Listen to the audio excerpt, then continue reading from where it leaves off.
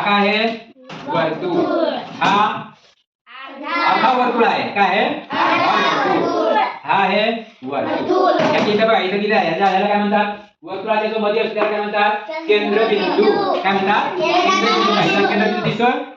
आता केंद्रबिंदूच्या जो मधुर रेषा जाते त्याला काय म्हणतात व्यास, आणि केंद्रबिंदू पासून अर्धी रेषा जाते त्याला काय म्हणतात त्रिज्या. आणि हे केंद्रबिंदूच्या बाहेर बघा अशा आपण किती पण याला जीवा काढू शकतो, दिसतात त्याला म्हणतात जीवा. हां चल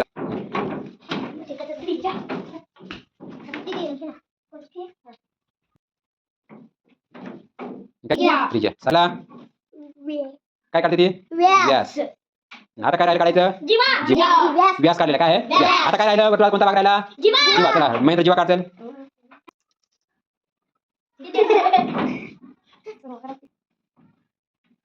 काय काढले ते जीवा का. त्रिज्या व्यास केंद्रबिंदू आणि जीवा हे आपण वर्तुळाचे भाग शिकलो.